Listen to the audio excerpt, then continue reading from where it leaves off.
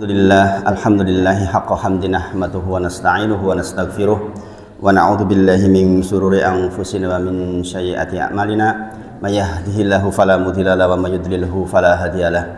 Asyhadu an la ilaha illallah wa asyhadu anna Muhammadan abduhu wa rasuluh. Allahumma shalli ala Muhammad wa ala ali Muhammad. Subhanaka la ilma lana illa ma 'allamtana innaka antal alimul hakim. Rabbi shrah li sadri wa yassir li amri wahlul 'uqdatam min lisani yafqahu qawli, amma ba'd. Kita bersyukur Bapak Ibu sedaya atas semua nikmat yang Allah titipkan kepada kita. Sebagaimana biasa kita memohon kepada Allah agar kita diberi taufik oleh Allah terkait dengan seluruh nikmat yang Allah titipkan kepada kita ini bisa kita konversi menjadi ketaatan kepada Allah. Karena di antara bentuk syukur adalah di samping lisan mengucapkan alhamdulillah, segala puji hanya milik Allah Subhanahu wa taala, kita juga mengimplementasikan di dalam kegiatan kita sehari-hari, yaitu jawareh kita, anggota badan kita melaksanakan semua kegiatan peribadahan, baik tangan kita, mulut kita, mata kita, seluruh yang ada di tubuh ini kita jadikan sarana dan bekal untuk beribadah kepada Allah Subhanahu wa taala. Karena itulah kesyukuran yang sejati. Sholawat dan salam kita sampaikan pada junjungan kita Nabi Agung Muhammad sallallahu alaihi wasallam.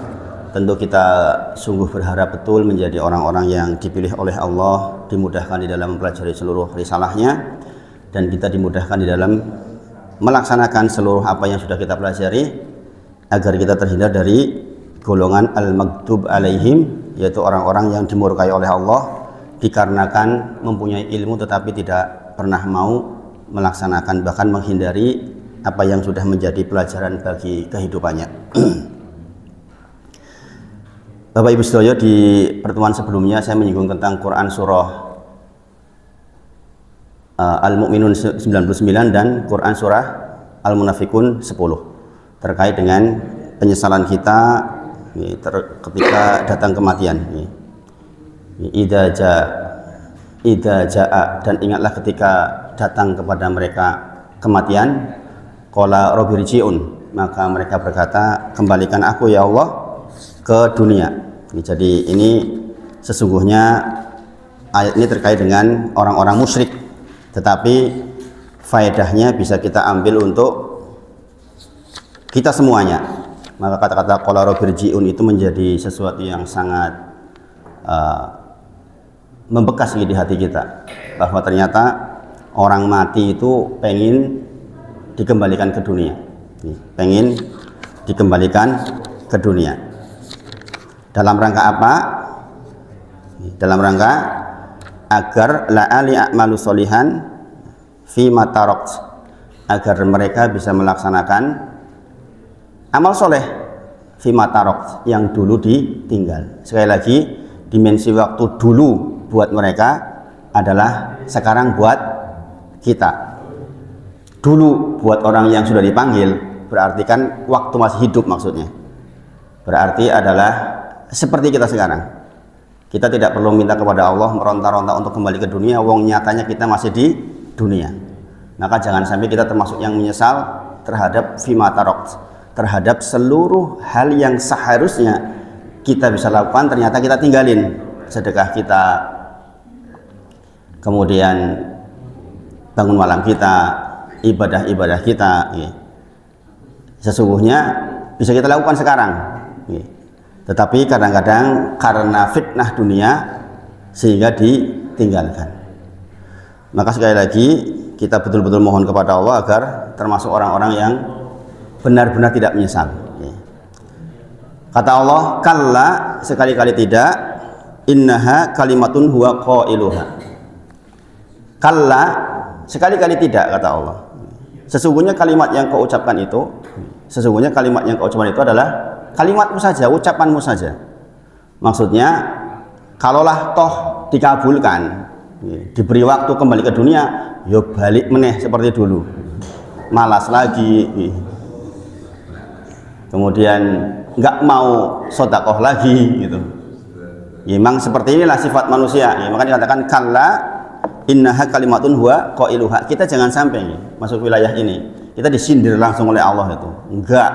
Nek kowe tak balikin yang dunia ya kowe ndek ben meneh dasare wong males.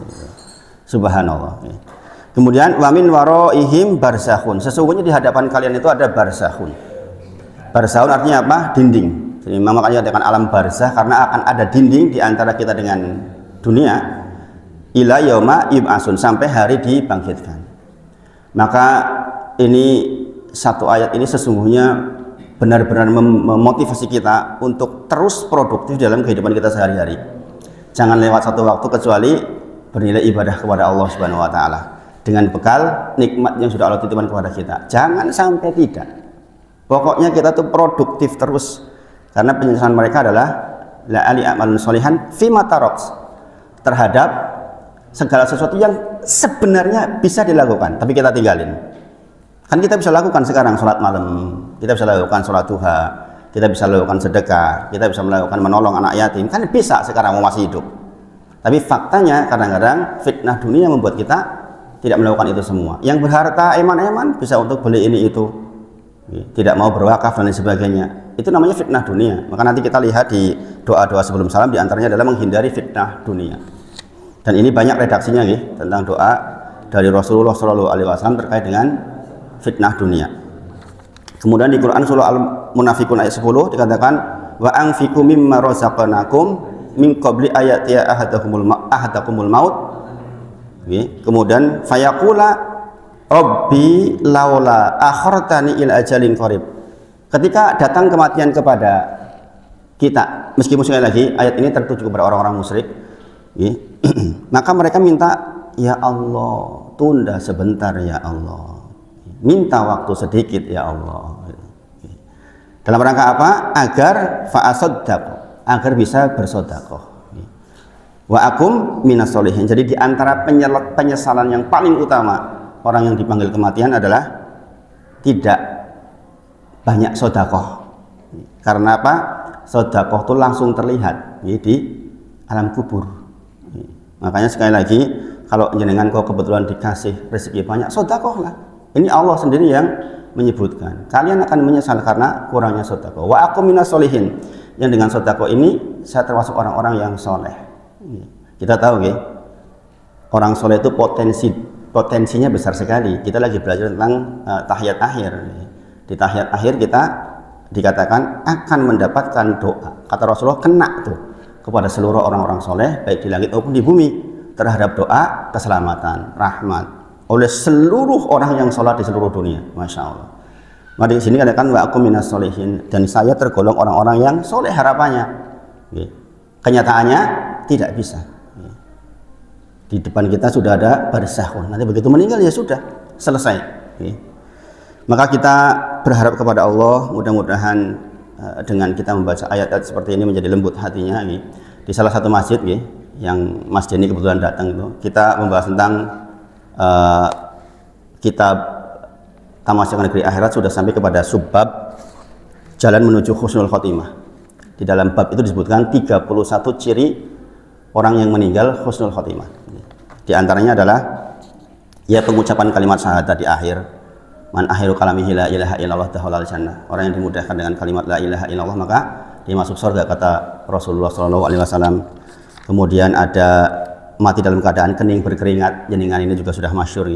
Orang muslim itu mati dengan berkeringat, khususnya di keningnya. Kalau jenengan melihat keluarga panjenengan meninggal dengan keringatnya peruntus-peruntus di sini, insya Allah juga husnul khotimah. Ada 31 disebutkan. Kemudian juga disebutkan dengan upaya menuju husnul khotimah. Itu pembahasan kita terakhir di Masjid Al-Fajar insya Allah. Di antaranya adalah menegakkan ketauhidan tentang Allah Azza wa Jalla. Pelajaran jenengan di hari Sabtu. Jadi memang pertama, semua yang 31 ciri husnul khotimah itu akan didapat ketika tauhidnya bagus. Maka mempelajari ilmu tauhid menjadi sangat urgent. Semoga Allah mudahkan untuk kita semua mendapatkan husnul khotimah insyaallah. Nah, itu pembacaan yang di kitab Tamasya Negeri Akhirat. Sekarang kita masuk ke pelajaran kita, yaitu doa-doa di sebelum salam. Kemarin sampai doa nomor berapa? Nomor 2 Kita ulang sedikit Yang pertama doa dari Abu Bakar As-Siddiq. Jadi kalau dengar doa kok dari Abu Bakar As-Siddiq, kita itu harusnya malu. Kenapa? Abu Bakar As-Siddiq kok yang disifati Siddiq saja masih disuruh berdoa sebelum salam. Lah kita ini siapa? Makanya kalau sampai kita malas menghafal doa ini, yuk kebangetan gitu. Ini motivasinya jelas nih. Saya kira nggak ada orang di dunia ini yang imannya sekuat Abu Bakar As-Siddiq hari ini. Maka ini pelajarannya besar sekali, yaitu doa Allahumma inni dzalamtu nafsi dzulman katsira. Sudah dihafal belum? Sudah dihafal belum? Harusnya sudah lewat 2 minggu. Allahumma inni dzalamtu nafsi dzulman katsira wa la yaghfiru dzunuba illa ants. Faghfirli maghfiratan min indik warhamni innaka antal ghafurur rahim. Ini doa yang pendek dihafal. Kemarin kita sudah bahas maknanya. Kata-kata faghfirli maghfiratan min indik berarti kita minta pengampunan yang besar. Nah, kita sekarang bahas sedikit faedah dari doa itu. Yang pertama, doa ini bisa dibaca di 2 tempat, yaitu ketika sujud atau ketika sebelum salam. Setidaknya ini sejarah yang sampai kepada kita. Meskipun secara umum doa dibaca kapanpun boleh, tetapi redaksi doa ini dibaca ketika sujud dan ketika sebelum salam. Adapun pembahasan kita adalah sub pembahasan pada sebelum salam, bagian keempat dari tasyahud akhir. Kemudian doa ini juga memberikan keterangan secara implisit bahwa tiap orang pasti punya kesalahan atau kekurangan. Kenapa? Ini Abu Bakar As-Siddiq saja yang sudah sebut Siddiq saja masih disuruh berdoa Allahumma inni dzalamtu nafsi dzulman katsira, berarti dianggap masih punya kekeliruan. Tentu saja kita paham ya. Selain Rasulullah memang tidak maksum. Maka ini menjadi motivasi besar buat kita menyempatkan waktu ketika duduk tasyahud akhir ya berdoa. Ya berdoa. Kita sudah bicara dalilnya, sudah lewat dalilnya tentang ya takhayyaru, hendaknya engkau memilih doa yang engkau kehendaki, yang engkau mau di bagian keempat itu. Nah, salah satunya adalah doa ini. Maka kalau Abu Bakar As-Siddiq saja masih diminta untuk berdoa terkait dengan dzalamtu nafsi, yaitu menganiaya diri sendiri, meninggalkan sholat, tidak tepat waktu, pokoknya dzalamtu nafsi, kita sudah bahas definisinya. Maka alangkah sangat buruknya kita kalau kita tidak melakukan itu. Karena kita menganggap seolah-olah kita lebih tinggi dari Abu Bakar As-Siddiq. Kemudian faedah yang ketiga adalah ketika bertobat dan memohon ampun maka disertai dengan mengakui tiap dosa yang dilakukan. Jadi Bapak Ibu, jenengan akan mendapat pengampunan yang lancar dari Allah Subhanahu wa taala ketika jenengan bertobat kepada Allah dengan mengungkapkan kekeliruan kita di sisi Allah, bukan di sisi manusia. Di sisi Allah, maka dikatakan Allahumma inni dzalamtu nafsi dzulman katsira, sambil mengingat-ingat, duh ya Allah, kok yo wingi saya bentak istri saya misalnya, ya Allah minta ampun ya Allah, gitu. Jadi di sini dikatakan dzulman katsira, dengan kezaliman yang banyak. Jadi ini diantara adab kita minta ampun kepada Allah Subhanahu wa taala agar diampuni. Jadi jangan kita minta ampun kemudian kita nggak tahu apa yang dimintakan ampun atas dosa-dosa kita. Kita harus merinci. Nah, ini dihadapkan kepada Allah Subhanahu wa taala, tidak diberikan kepada manusia. Kalau jenengan punya dosa kok ketutup, ditakdir oleh Allah untuk tidak ketahuan, jangan diumbar. Memang nggak boleh. Allah hendak menutup dosa kita. Jangan naudzubillah orang berzina sudah nggak ketahuan, dia pengumuman saya kemarin itu loh zina sama itu yang paling cantik sak dunia raya. Subhanallah, bangga lagi. Nah, ini nggak boleh Bapak Ibu, tidak boleh.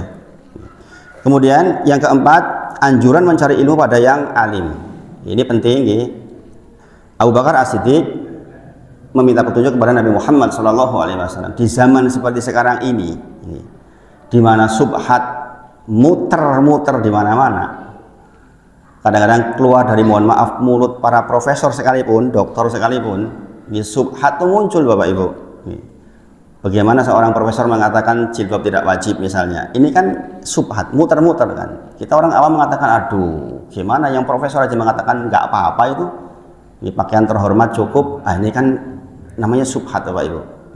Makanya di sini dikatakan ambillah dari yang alim. Apalagi sekarang bisa dilihat nih. Sekarang ustadz-ustadz itu divideokan sehingga jenengan bisa melihat rekodnya, lihat akidahnya, kemana sesungguhnya akidahnya, ketahuan dari situ. Makanya kita berhati-hati dan kita mohon kepada Allah diberi petunjuk tentang agar ketemu orang-orang yang memang membawa kita ke surganya Allah Subhanahu wa taala. Sekarang zaman keterbukaan, nggak kayak zaman dulu. Zaman dulu kiai ngomong apa, cross checknya bagaimana susah, gitu. Kita pokoknya main percaya saja. Lalu sekarang kan enggak. Seseorang mengatakan sesuatu bisa di googling tuh. Sekarang itu tafsir Ibnu Katsir sudah ada di internet, tafsir As-Sa'di sudah ada di internet, tafsir Jalalain sudah ada di internet, hadis dari A sampai Z sudah ada di internet. Kalau jenengan tahu tentang des-desnya, tahu tempat-tempat seperti perpustakaan, jadi sekarang itu kita punya perpustakaan online yang kalau kita bisa manfaatkan luar biasa. Mungkin nggak ada habisnya sebenarnya ilmu sekarang itu. Zaman dulu orang untuk tahu ilmu ke perpustakaan dia berhari-hari di perpustakaan. Kita tahu Syekh Albani itu hidupnya di perpustakaan. Zaman sekarang kita tuh punya perpustakaan yaitu di dunia maya. Desnya banyak, hanya saja kadang-kadang kita nggak bisa carinya. Kalau kita nggak punya keywordnya kadang-kadang nggak bisa mencarinya. Makanya sudah terbuka zaman sekarang, sudah terbuka. Kemudian yang berikutnya, hendaknya memulai doa dengan pengakuan tentang kelemahan keadaan dirinya yang fakir, butuh kepada Allah dan penuh dosa. Jadi Bapak Ibu, bagian yang membuat Allah cinta banget terhadap permintaan doa seseorang adalah ketika dia mengakui kelemahan dirinya. Kita lihat di dalam kisahnya Musa alaihissalam di dalam Quran surah Al-Qasas ayat 24. Rabbi inni lima anzalta ilayya min khairin fakir. Ini salah satu andalan doa saya nih. Rabbi inni lima anzalta ilayya min khairin fakir. Ya Allah, sesungguhnya terhadap segala sesuatu yang berbentuk kebaikan yang kau turunkan kepadaku, fakir. Saya tuh butuh banget. Jadi ini doa mewakili banyak sekali hal. Pokoknya opo wae yang bentuknya kebaikan saya minta kepadamu ya Allah, saya butuh. Fakir itu menunjukkan saya butuh banget. Tahu nggak Bapak Ibu? Ayat ini terkait dengan apa? Terkait dengan Musa alaihissalam lapar, pengen makan, minta roti. Bayangin Bapak Ibu. Kenapa? Kita tahu nggih sejarahnya Musa itu nggak sengaja karena belain sukunya kemudian mukul orang-orang sukunya Fir'aun. Nggak sengaja mati. Makanya dikatakan dulman, dolam tu nafsi. Di dalam ayat dikatakan terkait dengan dolam tu nafsi, tentang saya menganiaya diri sendiri ya Allah dengan memukul orang mati. Itu kesalahan kan. Kemudian dikejarlah sampai ke negeri Madyan. Namanya orang berlari kayak mana rasanya, ya kan? Nggak punya teman, nggak punya tempat tinggal, nggak punya relasi, nggak punya makanan. Maka dia kemudian duduk di bawah pohon mengatakan, Robbi ini lima anzalta ilayya min khairin fakir. Ya Allah, terhadap segala sesuatu yang baik yang kau turunkan kepadaku, saya butuh banget. Maka kemudian di antara buah doa ini adalah Nabi Musa alaihissalam diberikan jalan. Dan jalannya menakjubkan Bapak Ibu. Dalam kondisi sangat lapar, dalam kondisi bingung, untuk mendapatkan kebaikan harus melaksanakan sunnah, yaitu menolong dua orang wanita yang kesulitan mengambil air. Jadi jenengan itu Bapak Ibu semuanya akan mendapatkan nilai lebih dan tinggi di sisi Allah ketika dalam kondisi sulit jangan nolongin orang. Makanya kemarin saya gambarkan kan ada orang yang meninggal kok sebegitu bagusnya karena kebiasaannya menolongin orang, enteng banget nolongin orang. Bahkan di dalam ayat ini dikatakan tentang apa? Lihat Musa, bayangkan dalam kondisi lemes, lapar, suruh ngangkatin air sebagai pembuka kebaikan hidupnya dia.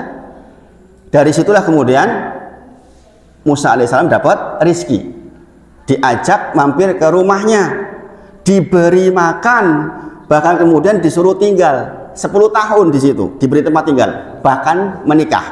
Masya Allah, bahkan menikah. Jangan tahu nih, ketika jalan ngetut ke perempuan itu, Musa alaihissalam itu tunduk, bahkan suruh di depan akhirnya. Betapa dalam kondisi sulit pun jaga diri betul. Jadi Bapak Ibu, kalau jenengan sekarang mengeluh, saya mau ini itu saya lagi nggak ada, justru itulah kesempatan jenengan mendapatkan kebaikan yang utama. Nek lagi longgar-longgar karuan Bapak Ibu. Dengan punya uang 1 miliar ngasih uang 10 juta enteng. Dengan punya uang 20 juta ngasih 10 juta itu luar biasa. Itu luar biasa. Jadi makanya katakan doa seperti ini juga ada wasilah menuju kepada pengabulannya. Dan kadang-kadang sesuatu yang sangat memberatkan. Bagaimana nggak berat? Dalam kondisi dikejar-kejar, capek, kok yo kudu ngetok tenaga meneh. Itu kan enggak mudah. Maka di sini katakan Robbi ini lima angsalta ilayya min khairil fakir. Apa pelajarannya? Bahwa ketika kita berdoa kepada Allah merasa sangat berkebutuhan. Ya Allah, saya fakir terhadap semua yang Engkau turunkan dalam bentuk kebaikan. Maka ini jadi pelajaran buat kita sebagaimana doa kita di dalam Allahumma inni dzulamtu nafsi dzulman katsira. Kita mengajukan kepada Allah, ya Allah saya itu memang butuh, wong saya ini banyak melakukan kekeliruan. Gitu. Nah itu pelajaran kelima. Pelajaran keenam, ketahuilah yang mengampuni dosa hanya Allah saja. La yaghfiru dzunuba illa ant. Di dalam Quran surah Ali Imran 135 dikatakan ketika orang berbuat keliru, orang soleh itu ketika berbuat keliru segera ingat Allah, segera minta ampun kepada Allah. Wa may yaghfiru dzunuba illa ant. Illallah di dalam ayatnya. Jadi kita sadar betul bahwa sing iso menghapus dosa itu hanya Allah. Paham maksudnya Bapak Ibu? Ini bertauhid di dalam persoalan minta ampun kepada Allah Subhanahu wa taala. Jangan kita berharap ampunan kepada makhluk. Bahwa ketika kita keliru kepada makhluk, kita kemudian minta maaf kepadanya, iya. Tapi ketahuilah yang menggerakkan hatinya dia untuk memaafkan kita juga Allah Subhanahu wa taala. Sebenarnya tentrem ya Bapak Ibu kalau kita paham ini. Kita tentrem. Yang ketujuh, meminta ampun dan rahmat Allah berkaitan dengan nama Allah Al-Ghafur dan Ar-Rahim. Innaka antal ghafurur rahim. Nah ini doa pertama yang sudah kita bahas minggu lalu. Faedahnya kita bahas hari ini, mudah-mudahan bermanfaat. Kemudian doa yang kedua adalah Allahumma inni a'udzubika min azabil qabri. Ini kemarin pembahasan kita sampai di sini nggih insyaallah nggih. Tentang azab kubur, sekali lagi azab kubur itu ada. Saya tekankan sekali lagi, azab kubur itu ada. Walaupun hadisnya hadis ahad. Sebagian firqah mengatakan bahwa kalau hadis ahad untuk masalah akidah nggak dipakai. Nggak dipakai berarti azab kubur ora ono. Ada firqah yang mengatakan seperti itu. Di Indonesia gede itu firqahnya. Pesertanya banyak. Pesertanya sangat banyak. Kalau jangan tanya, menurut kowe ono ora azab kubur? Enggak ada. Lah kowe kok maca Allahumma inni a'udzubika min adzabil qabri, ya maca wae. Tapi enggak meyakini bahwa ada azab kubur. Banyak sekali sebenarnya ayat yang menerangkan tentang azab kubur. Jadi kalau dikatakan hadisnya ahad, jangan tahu hadis ahad, hadis diriwayatkan oleh satu orang saja maksudnya. Untuk masalah akidah memang dikatakan dihindari. Dia lupa bahwa ayat Al-Qur'an itu mutawatir. Mutawatir itu berarti diriwayatkan oleh banyak orang. Kalau ada ayat Al-Quran menerangkan tentang azab kubur yang mutawatir, kemudian disangka dengan satu hadis yang ahad, itu kan keliru Bapak Ibu. Maka sekali lagi kita mengucapkan Allahumma inni a'udzubika min adzabil qabri. Memang betul bahwa di kubur itu ada nikmat dan ada azab. Kemudian wa a'udzubika min fitnatil masihid dajjal. Di dalam riwayat yang lain dibolak-balik posisinya. Jadi kan bisa pakai salah satunya. Wa a'udzubika min fitnatil mahya wa fitnatil mamat. Ini kan biasanya di awal. Allahumma inni a'udzubika minal ma'sami wal maghrum. Ya Allah, saya mohon kepada Engkau perlindungan dari perbuatan dosa dan sulitnya karena utang piutang. Jadi kan tahu namanya utang piutang itu beratnya luar biasa. Makanya kalau bisa sih nggak punya hutang. Kalau bisa nggak punya hutang. Tetapi kenyataannya umatnya Nabi Muhammad SAW hari ini mungkin 80% punya hutang. Gini Bang, gimana tidak, wong rumah nyicil, kendaraan nyicil, dibuat seperti itu keadaannya sekarang. Makanya Rasulullah itu visinya jauh sekali. Memang kita memohon kepada Allah untuk berlindung dari yang namanya kesulitan karena hutang piutang. Jadi nggak tahu salah satu hadis yang nggak disolati karena hutang piutang. Ingat loh, hadis itu terkait dengan dua hal, takutnya hutang piutang dan ada orang yang namanya Abu Qatadah di situ yang menjamin, ya Rasulullah saya jamin dia, kemudian Sholati. Mbok iya kita minta kepada Allah, kita jadi Abu Qatadahnya itu loh. Menjadi orang yang bisa nolongin kalau ada orang yang sulit. Kalau nggak satuan orang, ya kumpulan orang. Inilah yang namanya bermasyarakat secara Islam. Ini perlu diperhatikan Bapak Ibu. Orang bisa bunuh diri gara-gara utang. Gini apa gini? Mahasiswa lompat dari loteng gara-gara pinjol. Di Jogja ada nggak kayak gitu? Ada. Di Jogja ada yang kayak gitu itu. Gara-gara pinjol. Memang hutang itu siang harinya susah, malam harinya susah, siang harinya terhina. Itulah kondisi hutang. Rasulullah sebutkan demikian. Orang berhutang mau lewat depan rumah yang dihutangi, lewat, nggak ada orangnya, lewat aja udah deg itu kan. Ini apa gitu? Makanya seandainya kita nggak bisa punya hutang, alhamdulillah. Tapi kalau terpaksa punya hutang, kita mohon kepada Allah untuk diselesaikan, Dan mudah-mudahan justru kita menjadi Abu Qatadah di dunia. Orang-orang yang bisa menyelesaikan hutang-hutang orang lain. Surga jaminannya kan itu. Jadi kan sudah tahu hadisnya kan tentang 4 hal. Semuanya terkait dengan menolong orang lain untuk jalan pemudah masuk surga. Kesempatan. Kalau jenengan kau ditakdir oleh Allah punya harta, ada orang yang kesusahan hutang piutang, jenengan tutup hutangnya, masya Allah. Itu lancar menuju surganya Allah Subhanahu Wa Taala. Karena kenyataannya tidak mudah itu. Kebanyakan kita awal eman-eman, aku sing golek kesel-kesel gamen, salah dia malas. Udah lagi susah dibilang malas lagi, subhanallah. Nah itu doa yang kedua sudah kita pelajari. Sekarang doa yang ketiga dari Sa'ad bin Abi Waqqas radhiyallahu anhu. Beliau biasa mengajarkan anaknya dengan doa ini. Ini Bapak Ibu doa penting juga, pendek. Nanti dihafal ya Bapak Ibu. Kan kita nggak mungkin belajar ngapal sekarang, nggak mungkin kan, waktunya habis. Maka di luar kajian ini jenengan punya waktu untuk menghafal. Kalau ibu-ibu yang ikut ngaji bareng istri, insya Allah nanti diajari itu doa-doa seperti ini, insya Allah. Insya Allah diajari doa-doa seperti ini untuk pendamping kajian seperti ini. Allahumma inni a'udzubika minal jubni. Apa? Jubni. Apa jubni? Ya Allah, aku minta perlindungan kepadamu dari lemah melakukan ibadah yang mulia. Ini pentingnya luar biasa di doa ini Bapak Ibu. Allahumma inni a'udzubika minal jubni. Ya Allah, saya minta kepada panjenengan untuk terhindar dari jubni, yaitu keadaan di mana saya lemah beribadah. Arep ngaji ya rasa-rasen, arep sholat wengi ya rasa-rasen, lemah, subhanallah. Makanya persoalan kita semangat ibadah Bapak Ibu, itu persoalan yang dimintakan kepada Allah Subhanahu wa taala, jangan gaya-gayaan. Oh saya udah kuat kok. Enggak begitu Bapak Ibu. Memang kenyataannya kita itu lemah di dalam beribadah. Kalau bukan karena selalu diingatkan, dirahmati oleh Allah Subhanahu wa taala, kita tuh mudah banget. Kalau orang Jawa bilang gleor. Tahu gleor enggak? Udah mau ke sana gleor lagi. Gleor lagi gitu. Kok jangan kita Bapak Ibu? Para sahabat saja mengalami begini.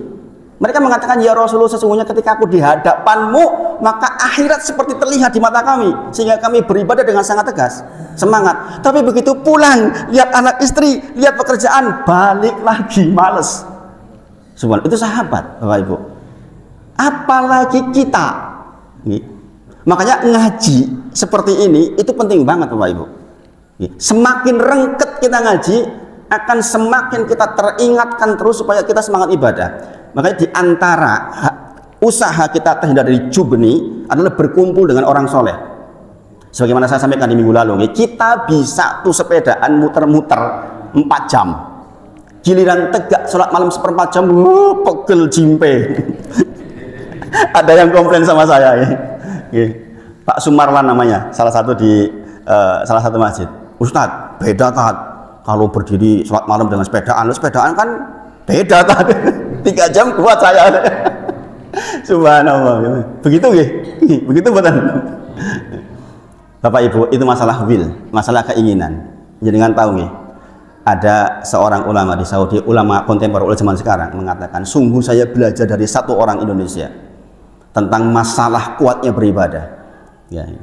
Dia mengatakan, suatu ketika dan dia mengatakan saya terus doakan orang ini sampai hari ini karena dialah guru saya. Padahal orangnya nggak kenal juga.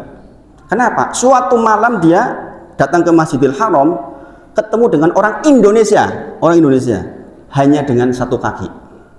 Dia tegak sholat malam dari jam 1 sampai subuh. Dia di belakangnya, ini kok bisa ya? Dengan satu kaki tegak panjang, saya dengan dua kaki kok nggak selama dia? Berarti persoalan apa? Persoalan terhindar dari jubni, Bapak Ibu. Jadi jangan mengatakan saya 3 jam bisa sepedaan, beda, seneng kok. Giliran sholat malam 1/4 jam kok, la ilaha illallah, jimpene pol-polan sikit pengen lingguh. Subhanallah. Makanya kita minta kepada Allah, Allahumma inni a'udzubika minal jubni. Memang persoalan kita lemah itu diminta kepada Allah untuk dilindungi dari hal seperti itu. Penting nggak doa kayak gini coba Bapak Ibu? Penting banget kan? Jadi sekali lagi, kalau jenengan melihat orang-orang bisa tegak ibadah dengan baik, memang dia minta kepada Allah, ya Allah, saya memang minta kepada Engkau agar ditegakkan di dalam ibadah. Maka ini menjadi doa sebelum salam, Bapak Ibu. Allahumma inni a'udzubika minal jubni. Pahami Bapak Ibu nggih? Ini diamalkan Bapak Ibu. Urung hafal kabeh, yuk yang hafal itu aja. Allahumma inni a'udzubika minal jubni wis. Misalnya jangan belum hafal seluruhnya. Nggih. Tidak masalah Bapak Ibu. Nggih. Kan langsung hafal sekarang loh. Langsung hafal nggih. Kemudian wa a'udzubika an arada ila ardalil umur. Dan saya berlindung kepada Engkau ya Allah dari ardalil umur. Ya Bapak Ibu, kalau ada yang mengalami jangan tersinggung. Ada orang sakit di masa tuanya, bisa jadi memang cara Allah untuk membersihkan dia. Allah ingin jenengan bersih ketika pulang kepada Allah Subhanahu wa taala. Tapi kalau bisa kita meminta sampai tua dalam kondisi bisa tegak ibadah. Ardalil umur itu umur tua panjang tapi enggak bermanfaat. Baik secara fisik maupun secara non fisik. Contoh non fisik, udah tambah tua Bapak Ibu, nggak semakin rajin ngaji, itu ardalil umur Bapak Ibu. Udah tua malah joget-joget, la ilaha illallah. Nah, terus gimana? Ini bukan terkait dengan pilpres, jangan salah pengertian, jangan salah pengertian lagi.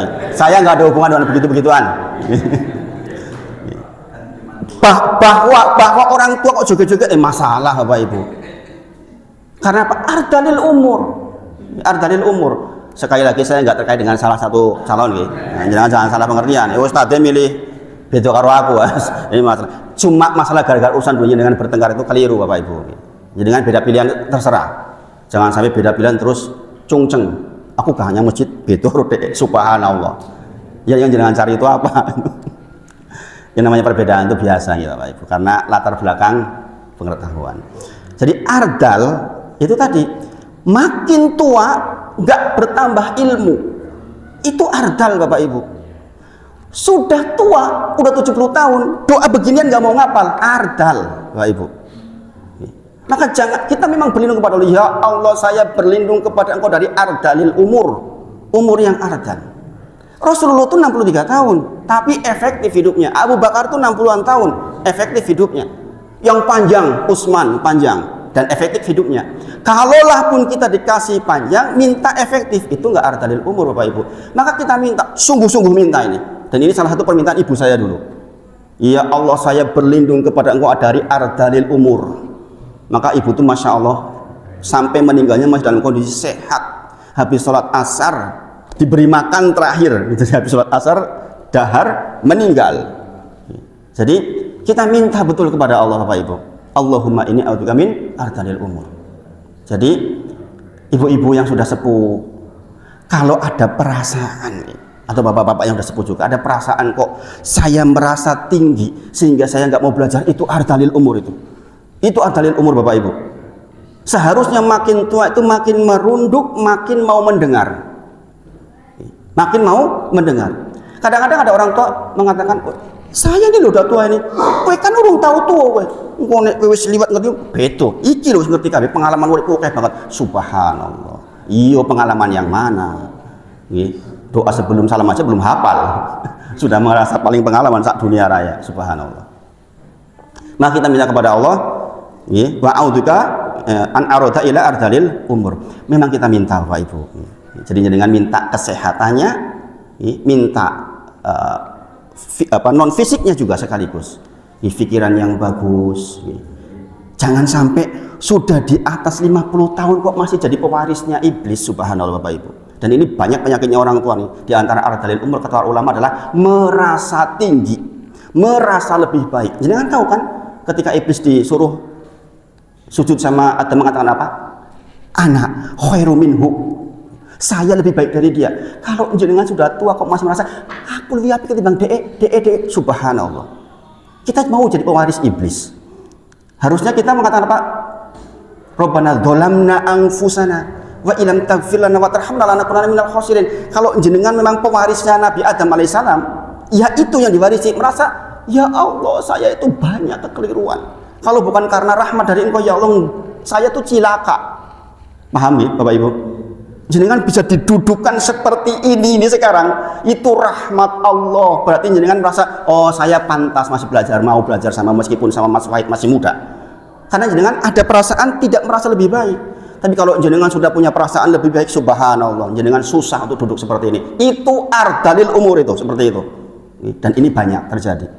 Banyak terjadi orang-orang makin tua makin jadi tua-tua keladi, subhanallah. Apalagi makin udah tua masih maksiat, la ilaha illallah. Sudah mau masih maksiat, astagfirullahaladzim. Sebagaimana saya pernah ceritakan nih, ada orang kepala sekolah sudah 60 tahun lewat pensiun, ngajari ngaji. Santrinya 7 tahun diperkosa, mati di penjara dia orangnya. Bayangin, kepala sekolah loh ini. Saya kenal orangnya loh, bayangin, subhanallah. Maka kita berdoa, ya Allah, saya mohon kepada Engkau, berdoa agar terhindar dari ardalil umur. Maka di antara ciri tidak ardal Bapak Ibu Saudara, jenengan itu dirahmati hatinya untuk merendah. Sebagaimana kita sudah pelajari, sifat ilmu itu seperti air. Air itu musuh tempat yang tinggi. Ilmu itu hanya akan turun kepada tempat yang rendah. Kalau kita sudah merasa saya profesor, saya dokter, terus kita mau duduk di sini, nggak bisa Bapak Ibu. Maka ilmu itu memang sejatinya seperti air, dan selalu air itu musuh tempat yang tinggi. Air itu hanya akan menumpai ngalir di tempat yang rendah. Orang yang mau duduk yang merendahkan hatinya, itulah yang dirahmati oleh Allah. Itulah yang tidak ardal di masa tua. Bapak Ibu, ini diperhatikan betul. Maka kita sampai pun Rasulullah pandu sebelum salam baca tuh yang namanya doa agar terhindar dari ardalil umur. Maka dihafal Bapak Ibu. Kemudian wa'udzubika minal fitnatid dunya. Kita berlindung kepada Allah dari fitnah dunia. Fitnah dunia di antaranya contohnya, jenengan diberi harta, bisa jadi memang Allah berkehendak menuju surga dengan harta panjenengan. Jangan, oh ini punya saya yang usaha. Oh, bisa jadi jenengan sedang diberi jalan oleh Allah untuk menuju surga lewat perahu yang namanya harta. Sebagian dengan kalimat-kalimatnya, saya mudah-mudahan dengan kalimat-kalimatnya. Sebagian dengan tenaganya, sebagian dengan senyumnya, sebagian dengan hartanya. Ingat-ingatlah itu. Maka kata-kata fitnah dunia adalah ujian hartamu itu jadi fitnah apa enggak? Bayangkan, kita punya ratusan miliar, jelas enggak dibawa mati. Banyak orang sekitar kita butuh ini itu, kok sampai enggak tersalurkan. Ini fitnah dunia Bapak Ibu. Fitnah dunia diantaranya perasaan awal, itu fitnah dunia. Mau gua aku kan kita cukup Bapak Ibu dengan satu kendaraan, tapi ada orang yang bisa punya puluhan kendaraan, subhanallah. Itu fitnah dunia Bapak Ibu. Memangnya kalau mobilnya 3 terus di bareng-bareng itu gandeng-gandeng jalan, kan enggak. Kebutuhan kita tetap satu Bapak Ibu. Nah, yang namanya kita terhindar dari fitnah dunia, kita dirahmati hatinya oleh Allah, sehingga kita memerlukan dengan keperluan dunia itu secukupnya. Selebihnya memang bagian dari titipan harta dari Allah untuk mungkin kemaslahatan umat. Kemarin di masjidnya Mas Denny saya membahas tentang masalah apa? Masalah ayo kita itu berperan untuk umat sekecil apapun. Di antara pemudah orang mendapatkan husnul khotimah adalah bekerja untuk umat. Kalau jenengan sampai hari ini cuma mikirin diri sendiri tok, keluarga tok, belum jadi muslim yang baik. Mikirlah mulai masalah-masalah umat, sedikit-sedikit dengan apa yang jenengan bisa, dengan tenaga, dengan harta, mikirin masalah umat. Bapak-bapak, ibu-ibu yang udah sepuh, ayo kalau jenengan pengen husnul khotimah, mikirin umat. Dengan apa? Dengan yang kita bisa, Bapak Ibu. Apalagi udah 60 tahun, udah hampir kan Bapak Ibu. Ya enggak? Sudah mau tenggelam kita. Kok masih eman-eman? Subhanallah. Kemudian wa'udzubika min adzabil qabri. Ini diulang lagi. Persoalan azab kubur ini persoalan yang memang luar biasa. Maka kita minta perlindungan kepada Allah Subhanahu wa taala atas hal yang demikian. Ternyata sudah jam 5:30 lewat ya. Kemudian saya tambah sedikit lagi ya. Tentang doa yang keempat. Doa yang keempat ini nanti saya jadikan PR gini, dengan nanti cari di rumah karena doanya ini juga mudah. Allahumma inni as'aluka ya Allah. Kemudian berikutnya jangan sudah hafal, yaitu bagian dari surah Al-Ikhlas. Bi annakal wahidul ahadul sommad. Kemudian alladzi lam yalid wa lam yulad wa lam yakul lahu kufuwan ahad. Dalam rangka apa kita menyebutkan itu? Agar antagfiroli dzunubi innaka antal ghafurur rahim. Itu doanya. Jadi doa di sini minta ampun sebenarnya, tapi jangan memuji Allah dulu. Memuji Allah dulu. Nanti kita bahas di pertemuan berikutnya insya Allah. Yang sudah lewat dihafal, dipraktekkan selama seminggu ke depan, diamalkan. Jadi kita ketemu lagi sudah dalam kondisi mengamalkan ilmu yang sudah lewat, Bapak Ibu. Jangan hanya terus lagi meneng. Nah, ini masalah ini. Kita mohon kepada Allah, mudah-mudahan dimudahkan di dalam menjadikan seluruh kegiatan belajar kita sampai menjadi amal soleh. Ini yang sampaikan pagi ini mudah-mudahan bermanfaat. Mohon maaf jika ada hal yang kurang pas di hati. Dan sekali lagi saya tidak ada promosi ini 1, 2, 3 jadi dengan punya pemikiran sendiri-sendiri. Kita tutup dengan kafaratul majlis. Subhanakallahumma wa bihamdik, asyhadu an la ilaha illa anta astaghfiruka wa atubu ilaik. Wa akhiru da'wana alhamdulillahirabbil alamin. Assalamualaikum warahmatullahi wabarakatuh.